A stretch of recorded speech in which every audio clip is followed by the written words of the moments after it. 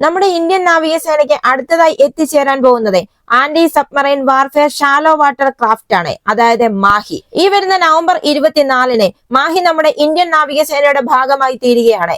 ടോർപിഡോകൾ, multi functional anti submarine റോക്കറ്റുകൾ, advanced റഡാറുകൾ, സോണാറുകൾ എന്നിവ ഉൾക്കൊള്ളുന്ന ഒരു anti submarine warfare shallow water craft ആണ് മാഹി. കൊച്ചിൻ ഷിപ്പ്യാർഡ് ലിമിറ്റഡ് നിർമ്മിക്കുന്ന 8 അന്തർവാഹിനി ബിരുദയുദ്ധ ആഴം കുറഞ്ഞ ജലക്കപ്പലുകൾ ആദ്യത്തേതിന് പുതുച്ചേരിയിലെ ചരിത്ര പ്രസിദ്ധമായ തുറമുഖ പട്ടണമായ മാഹിയുടെ പേരാണ് നൽകിയിരിക്കുന്നത്. ഇത് ഇന്ത്യയുടെ സമ്പന്നമായ സമുദ്ര പൈതൃകത്തെയാണ് കാണിക്കുന്നത്. ഫയർ പവർ, സ്റ്റെൽത്ത്, മൊബിലിറ്റി എന്നിവയുടെ സംയോജനത്തോടെ അന്തർവാഹിനികളെ വേട്ടയാടാനും തീരദേശ പെട്രോളിംഗ് നടത്താനും ഇന്ത്യയുടെ സുപ്രധാന സമുദ്ര സമീപനങ്ങൾ സുരക്ഷിതമാക്കാനും വേണ്ടിയിട്ടാണ് ഈ കപ്പൽ രൂപകൽപ്പന ചെയ്തിരിക്കുന്നത്. നവംബർ 24-ന് മുംബൈയിലെ നേവൽ ഡോക്യാർഡിൽ മാഹി കമ്മീഷൻ ചെയ്യുന്നതോടെ നാവികസേന തദ്ദേശീയ കപ്പൽ നിർമ്മാണ യാത്രയിൽ മറ്റൊരു നാഴികക്കല്ല് കുറിക്കാൻ ഒരുങ്ങുകയാണ്. നാവിക കപ്പൽ രൂപകൽപ്പനയിലും നിർമ്മാണത്തിലും ആത്മനിർഭർ ഭാരത് സംരംഭത്തിന്റെ മുൻനിരയാണ് മാഹി കാണിക്കുന്നത്. ഒതുക്കമുള്ളതും എന്നാൽ ശക്തവുമായ ഒരു കപ്പൽ, കടൽ തീരങ്ങളിൽ ആധിപത്യം സ്ഥാപിക്കുന്നതിന് അത്യാവശ്യമായ ചടുലത, കൃത്യത, സഹിഷ്ണുത എന്നിവ ഉൾക്കൊള്ളുന്ന കപ്പൽ. ഇത് 80% തദ്ദേശീയമായി നിർമ്മിച്ച ഉള്ളടക്കമാണ് മാഹിക്കുള്ളത്. യുദ്ധക്കപ്പൽ രൂപകൽപ്പന, നിർമ്മാണം, സംയോജനം എന്നിവയൊക്കെ നമ്മുടെ ഇന്ത്യയുടെ വളർന്നു വരുന്ന വൈദഗ്ധ്യം പ്രദർശിപ്പിക്കുന്നത് തന്നെയാണ്. മലബാർ തീരത്തെ ചരിത്ര പ്രസിദ്ധമായ തീരദേശ പട്ടണമായ കളരിപ്പയറ്റിന്റെ പേരിലുള്ള ഈ കപ്പലിന്റെ ചിഹ്നത്തിൽ കേരളത്തിൽ നിന്നുള്ള ഒരു ആയോധന കലയായ ഉറുമിയും ആലേഖനം ചെയ്തിട്ടുണ്ട്. ചടുലത, കൃത്യത, മാരകമായ ചാരുത എന്നിവയെ പ്രതീകപ്പെടുത്തുന്നതെന്ന് നാവികസേന തന്നെ അറിയിച്ചിരിക്കുകയാണ്. ഇപ്പോൾ മാഹി കമ്മീഷൻ ചെയ്യുന്നത് പുതിയ തലമുറയിലെ തദ്ദേശീയ ആഴം കുറഞ്ഞ ജല പോരാളികളുടെ വരവിനെയാണ് അടയാളപ്പെടുത്തുന്നത്. INS Mahe Cochin shipyard limited നിർമ്മിച്ച ഇന്ത്യൻ നാവികസേനയ്ക്ക് തദ്ദേശീയമായി നിർമ്മിച്ച ആദ്യത്തെ ആന്റി സബ്മറൈൻ വാർഫെയർ ആഴം കുറഞ്ഞ ജല കപ്പലാണിത്. അണ്ടർ വാട്ടർ നിരീക്ഷണം, തിരച്ചിൽ, രക്ഷാപ്രവർത്തനം, മൈൻ സ്ഥാപിക്കൽ തുടങ്ങിയ തീരദേശ പ്രതിരോധ ദൗത്യങ്ങൾക്കായിട്ടാണ് ഇത് രൂപകൽപ്പന ചെയ്തിരിക്കുന്നത്. കൂടാതെ ആഴം കുറഞ്ഞ വെള്ളത്തിൽ നാവികസേനയുടെ ആന്റി സബ്മറൈൻ യുദ്ധശേഷിയെ ഇത് ഗണ്യമായി വർദ്ധിപ്പിക്കുകയും ചെയ്യുന്നു. ഇതുകൂടാതെ INS മാഹിയിൽ നൂതന സെൻസറുകൾ, സോണറുകൾ, റഡാർ സംവിധാനങ്ങൾ എന്നിവയാണ് സജ്ജീകരിച്ചിരിക്കുന്നത്.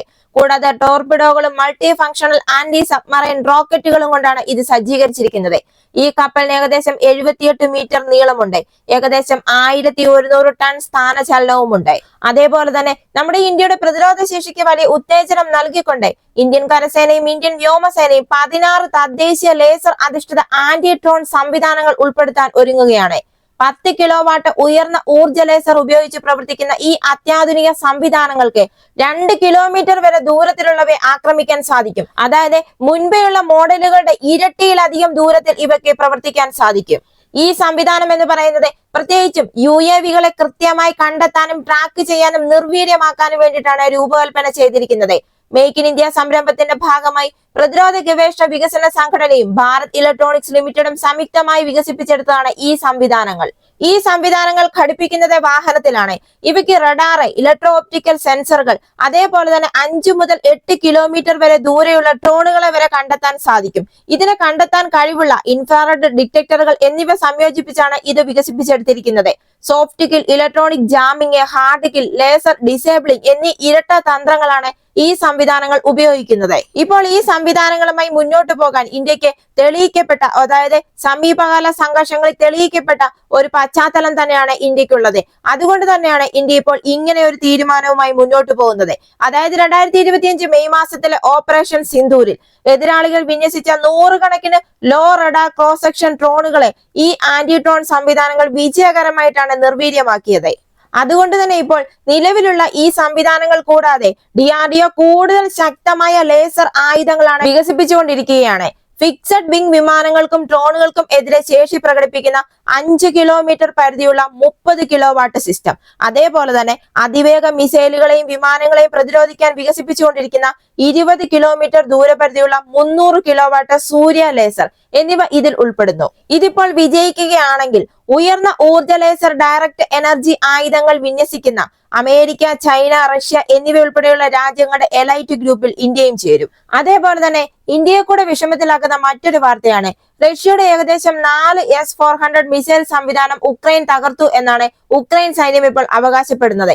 അതായത് നവംബർ 14 രാവിലെ റഷ്യയിലെ നൊവോറോസ്കിൽ നടന്ന ആക്രമണങ്ങളിൽ തങ്ങളുടെ ഡ്രോണുകൾ 4 S-400 ട്രയംഫ് ലോഞ്ചറുകളും 2 റഡാർ സംവിധാനങ്ങളും നശിപ്പിച്ചതായിട്ടാണ് ഉക്രൈന്റെ സുരക്ഷാ സേവനം ഇപ്പോൾ അവകാശപ്പെടുന്നത്.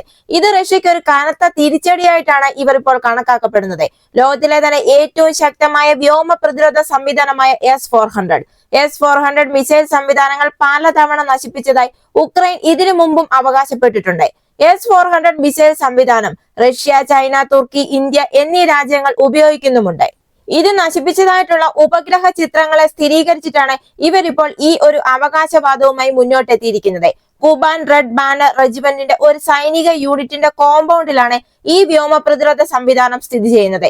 നേരത്തെ മുന്നറിയിപ്പ് നൽകുന്ന 96N6 റഡാറും അതേപോലെ തന്നെ 92N6 ടാർഗറ്റ് അക്വിസിഷൻ റഡാറും ഉൾപ്പെടെ 2 പ്രധാന S-400 റഡാറുകളും ഈ ആക്രമണത്തിൽ നശിപ്പിക്കപ്പെട്ടു എന്നാണ് ഇവർ ഇപ്പോൾ വ്യക്തമാക്കിയിരിക്കുന്നത്. റഷ്യൻ സൈനിക കോമ്പൗണ്ടിൽ ഏകദേശം 12 S-400 ലോഞ്ചറുകൾ വിന്യസിച്ചിട്ടുണ്ട്.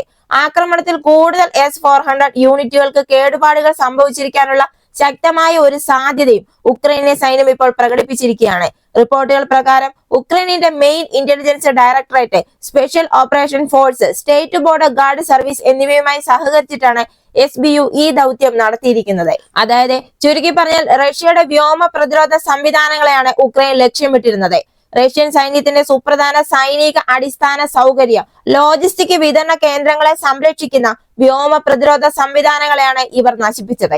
ഉക്രൈനിലെ ആൽഫ സ്പെഷ്യൽ ഓപ്പറേഷൻ സെന്ററിന്റെ സുരക്ഷാ സേവനം പ്രവർത്തിപ്പിക്കുന്ന ദീർഘദൂര ഡ്രോണുകൾ ഉപയോഗിച്ചാണ് ഉക്രൈൻ ഈ ആക്രമണം നടത്തിയിരിക്കുന്നത്. ഓൺബോർഡ് വീഡിയോ ക്യാമറകൾ ഘടിപ്പിച്ച FP1 സ്ട്രൈക്ക് ഡ്രോണുകളാണ് ഉപയോഗിച്ചിരിക്കുന്നത്. അതായത് ആക്രമണത്തിന് 2 ദിവസം മുമ്പ് നവംബർ 11 എടുത്ത ചിത്രങ്ങൾ എന്ന് പറയുന്നത് ഈ സ്ഥലത്ത് സ്ഥാപിച്ചിരിക്കുന്ന 7 ലോഞ്ചറുകളെ കാണിച്ചിട്ടുണ്ട്. ആക്രമണത്തിന് ശേഷമുള്ള ചിത്രങ്ങൾ 3 ലോഞ്ചറുകൾ മാത്രമേ ദൃശ്യമായിട്ടുള്ളൂ. എന്നാൽ ചിത്രത്തിന്റെ ഗുണനിലവാരം കാരണം അവയുടെ അവസ്ഥ പൂർണ്ണമായി വിലയിരുത്താൻ കഴിഞ്ഞിട്ടുമില്ല. പ്രസിദ്ധീകരിച്ച ചിത്രങ്ങൾ 2 പ്രധാന റഡാർ സിസ്റ്റങ്ങളുടെ നാശവും കാണിക്കുന്നുണ്ട്.